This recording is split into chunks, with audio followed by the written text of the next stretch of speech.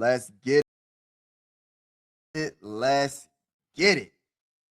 As a big-time Philadelphia 76er fan, I have to talk about the squad. Talk that talk. You know, recently the Sixers took a dramatic beatdown by the New York Knicks.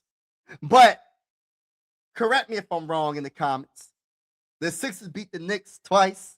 The Knicks beat us twice. I just didn't like the fact that we got the brakes beat off of us like we did in that last game in Philly. But I'm saying all that. Get your popcorn ready, y'all. Get your popcorn ready. Get your lemon pepper wings ready. I'm saying all that to say this. I still believe in the Philadelphia 76ers. I'm going down with the ship, by the way. I'm going down with the ship. There ain't no choice in the matter. Before I get too further in this video, make sure y'all hit the like button, hit the subscribe button. It really helps the channel out.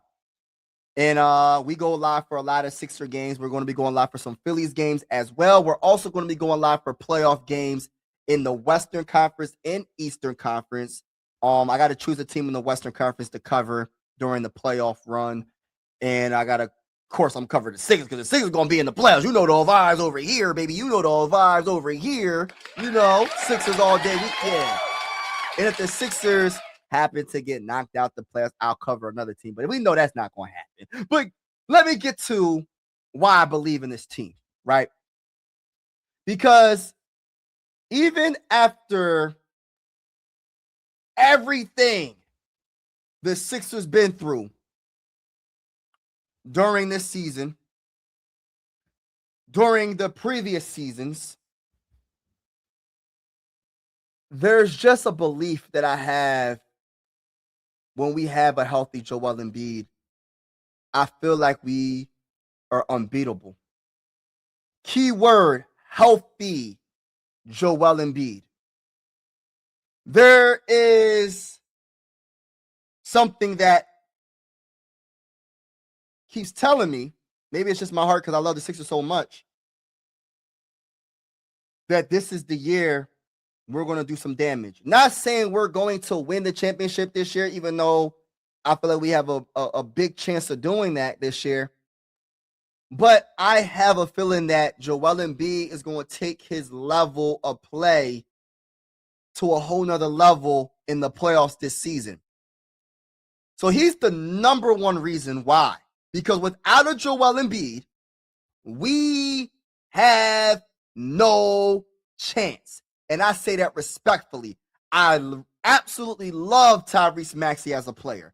I absolutely love VJ Edgecombe as a player. I like Quentin Grimes. By the way, we just got Cameron Payne.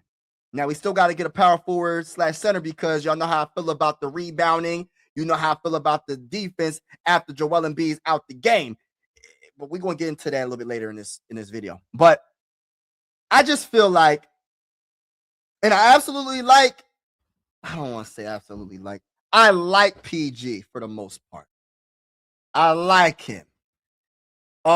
He got suspended, and I'm not going to get into that, but I like PG. I know he's a good player, and if I was him, I'm not saying no to the money. If the Sixers are going to offer me a max contract, you think I'm going to say no? I'm going to say yes. Hey, listen, I might be bricking for chicken. I might not be able to get any rebounds. Hey, listen, I'm keeping it real. Give me a 4-year, $211.6 million contract. You think I'm going to say no? And I know Thunderbolt, and I know each and every one of y'all that's watching this video, y'all ain't going to say no either. So I ain't mad at PG. I'm just mad at the Sixers when it comes to giving him that contract, but it ain't nothing. We can't do nothing about it. It's over with.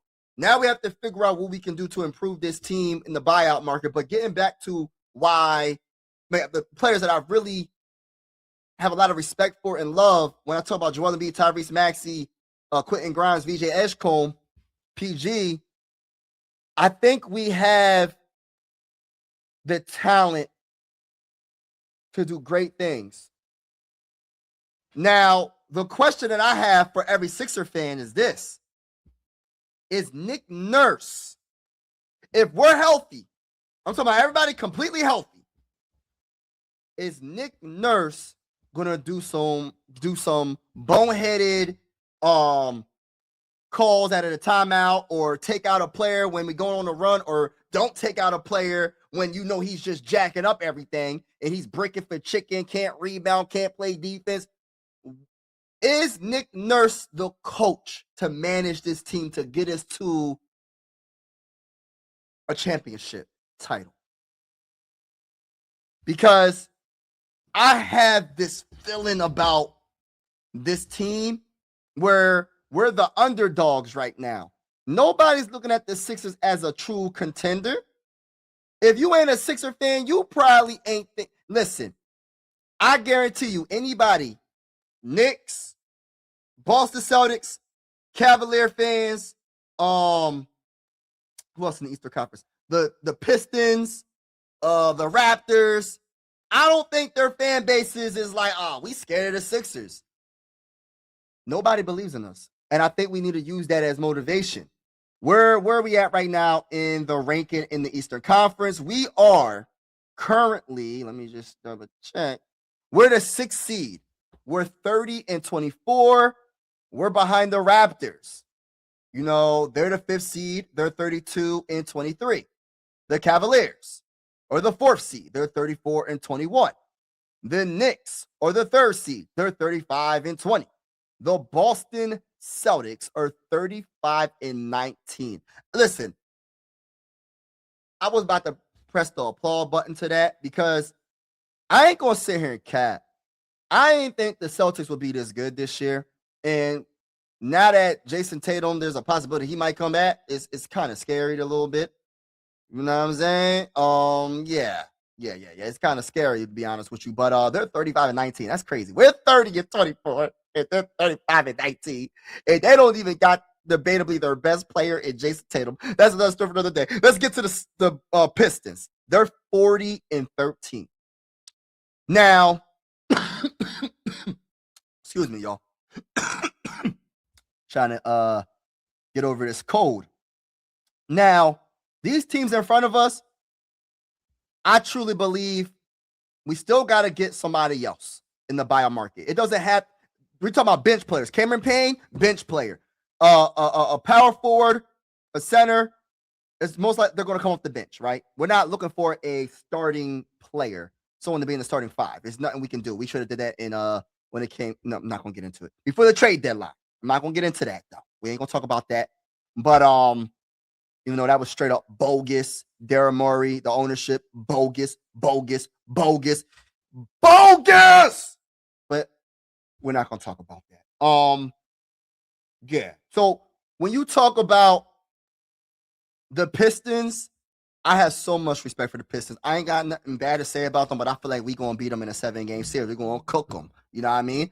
I feel like a healthy Joel Embiid cooking anybody on that team. I feel like a healthy Tyrese Maxey cooking anybody on that team. VJ Edgecombe cooking everybody on the team. Quentin Grimes coming off the bench doing his thing. He's the modern day Lou Williams. He's going to cook them as well. And, of course, PG doing his thing with the perimeter defense and hitting those threes and doing what he got to do. We got something, man.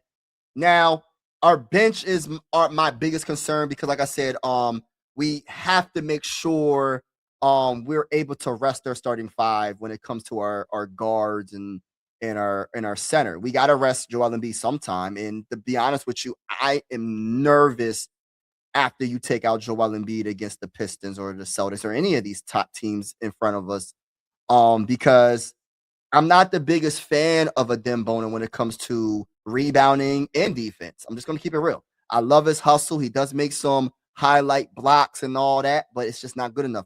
Drummond, he gets the rebounds, but he can't play defense.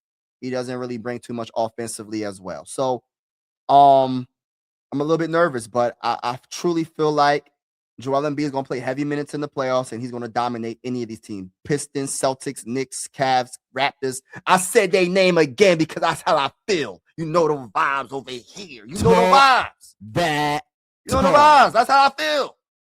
What am I supposed to feel like? I'm going to say that y'all going to beat us? No, it's not happening over here on Mike Sports Vibes. I'm going to keep Mike Sports Vibes balling. It ain't happening. I respect what these teams are doing. I respect the Knicks. I respect them. I think the Cavs is pretty good as well. I think all these teams in front of us is pretty good. But I feel like, respectfully speaking, in a 7-game series, if we're healthy, we can beat any of these teams. Now, let's get to Cameron Payne real quick. I said it in my short. I love his energy that he's going to bring defensively and offensively. Even though he has a sideways jump shot, he has a sideways jump shot, but he be cooking with it, man. And he's a career 36% shooter from 3. He's a bucket. Sometimes, he gives us a little bit. He'll give us a little bit of a spark. You know what I mean? But the one thing about him is, I just want him to be another ball handler to run this half-court offense, man. Because no disrespect, I'm not trying to see Kyle Lowry, and I say that respectfully. You know what I mean? And that's just my opinion. I mean, people gonna be like, "Oh, Kyle Lowry still got a lot in the tank." I don't know about all that, brother, but we gonna have to agree to disagree on that. But I think Cameron Payne is a decent pickup in the buyout market. And like I said, it's just the energy that he'll bring. And I think that he will be a very good pickup and underrated pickup for the Philadelphia 76ers. And we just got to figure out what we're going to do at that PF in center position. I'm sorry, or just center position. Forget the power forward, center position is really what we need. All right, but now let's get to the All-Star break. When we talk about VJ Edgecombe, what did he win? What was that? Because I ain't gonna lie, I was fighting this cold. VJ Edgecombe won what award, y'all? What did he win? Because I didn't see it. Is it NBA Rising Star Winners? VJ Edgecombe wins MVP. Okay, cool. He wins the MVP of that game. So shout out to VJ Edgecombe. VJ Edgecombe is just, man, I don't know who he broke. He broke somebody's ankles, did a step back midi called game. He told Vince Carter, "You choose me, we're going to win this game." He's just a dog. And I'm so glad that we got VJ Edgecombe in the draft, because with the 3rd overall pick, because we definitely needed him, man. I'm not sure what, I know, including myself, I wanted Ace Bailey for majority of, before that draft happened, I was like, I want Ace Bailey. But I'm so glad that VJ Edgecombe was the guy that we picked, because this guy's been doing his thing defensively and offensively all season long. He's been a starter from the very beginning, and he hasn't looked back. And he's one of the biggest reasons even though I don't like that we traded Jarrett McCain for nothing. Well, I'm not going to say for nothing, but we traded not VJ. Oh my gosh, my bad, y'all. We traded Jarrett McCain. Even though I don't like it, he's the biggest reason why we did. We felt comfortable to do that. Well, Daryl Morey felt comfortable to do that, because VJ Edgecombe is his potential, and his potential could be great, to be honest with you. His work ethic is simply amazing, and I can only listen. A couple years from now, if this man stays healthy, we talking about another Ant-Man. We talking about another Jimmy Butler. We talking about a very good combination. I put Ant-Man and Jimmy Butler, them two players, combined, is this guy. The potential of this guy, VJ Edgecombe. And I know a lot of people, I was talking about VJ Edgecombe in the draft as well. There was a couple other players. Of course, Cooper Flagg was the top dog. Con Knipple, we started talking about him as well. Who else was another? Oh, Trey Johnson. I like Trey Johnson as well. Dylan Harper was another guy we was talking about. But I'm gonna keep it real. If that draft was to happen today, where do you think VJ Edgecombe would be right now in that draft? Because he might be the number 2 pick. He might be the number 2 pick after Cooper Flagg. I'm just saying. I don't think the Sixers is going to pass up VJ Edgecombe. What they know now with the 3rd overall pick, heck, I'm taking VJ Edgecombe. But I'm all over the place with this video. I just want to say, man, I still believe in the Sixers. We just have to figure out, like, we don't listen. The lineups with Nick Nurse, and of course, making sure that we're healthy is the biggest thing. Being healthy when it matters the most is the biggest thing. Now, the season is almost over. We don't got that many games. Before you know it, we're going to be talking about the seeding or who we go against, whether it's going to be who will we go against? Like, would it be just hypothetically speaking, say we go against the Knicks in the first round. Who is it going to be? That's what we're going to start. We're going to start talking about that soon. So this season is almost over. I just want to build good team chemistry, stay healthy, and sky's the limit for this team. Now, let me know how y'all feel about the Sixers right now, and be sure to hit that like button, hit that subscribe button. God bless to each and every one of y'all, and have a wonderful day or night, whatever time you watch this video. Until next time, peace. I still believe in the Philadelphia 76ers because of Joel Embiid.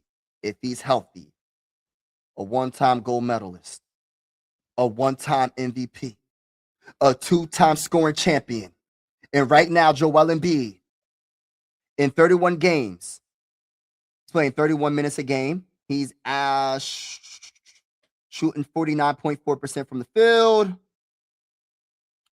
He's shooting, 85.8% from the free throw line.